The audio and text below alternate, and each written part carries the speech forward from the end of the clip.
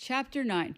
The Emperor and the Guard did not leave Moscow until about noon on October 19th. Then, since the successive reports of the King of Naples confirmed the retreat of the enemy, the Emperor took his whole establishment with him.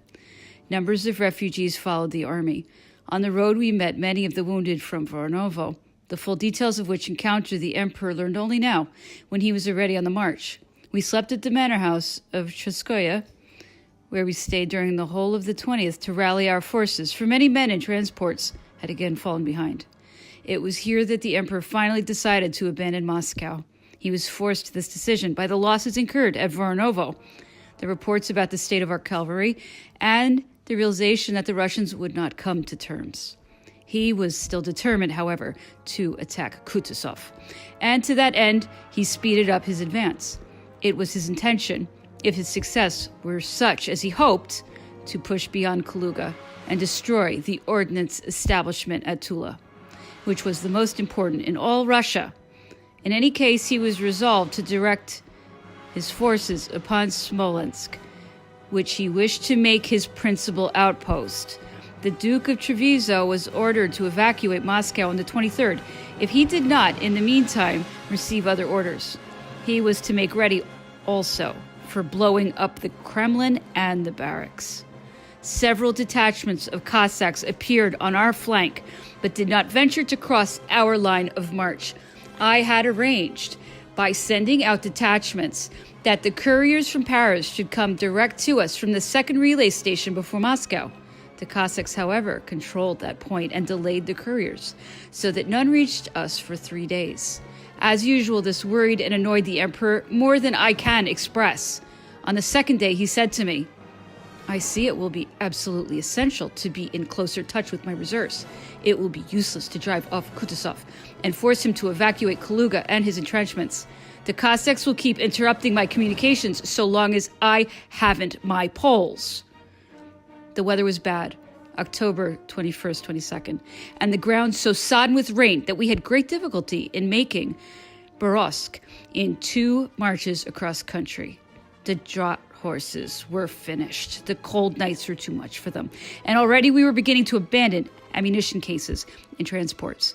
It was on the evening of the previous day that the Prince of Neuchatel told me how for the first time the Emperor, in discussing the army, its movements, and the possible issues, had made no reference to his former project, the scheme of holding Moscow while we occupied the fertile province of Kaluga, as the Emperor called it.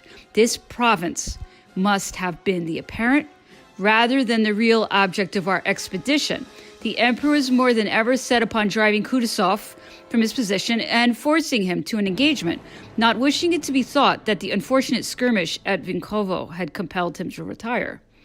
At no matter what cost, there must be some incident in the bulletin to balance the defeat of the King of Naples and prevent Kutuzov from flattering himself that our retreat was the immediate consequence of it.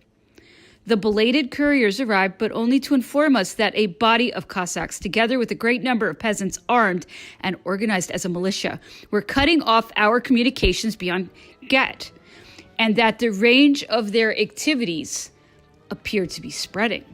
A month earlier, I had directed the officer in command of each relay post to make a note of what was going on in his district on the covering sheet of the dispatches, where the time of arrival and departure were always entered.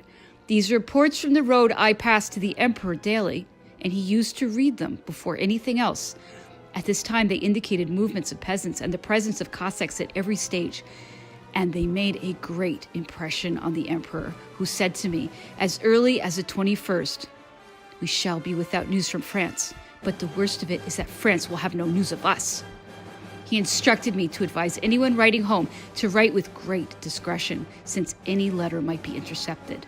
The Emperor reached Borovsk on the 23rd. In spite of the very bad weather, in the afternoon he reconnoitered the neighborhood of the town and the banks of the river, Preva, for a good distance out. But it was not until the morning of the 24th that he went forward to within a quarter of a league of Malo Yaroslavets, where Delzin's division had been fighting since daybreak against Doktorov's corps.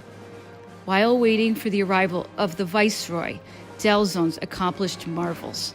the viceroy hurried to his support as soon as he knew how much superior were the forces by which he was engaged. But Delzons was killed in the midst of his men. General Guilleminot took his place and renewed the engagement. Like the experienced soldier he was, he occupied and fortified a church and 2 houses which flanked our defense and which prevented the Russians, although they were greatly superior numbers, from passing beyond those points in their different attacks.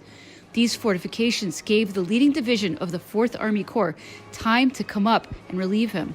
At the same time, Kutuzov's advance guard came up with Doktorov, and the fresh troops put in on both sides not only made the engagement brisker, but turned it into a battle.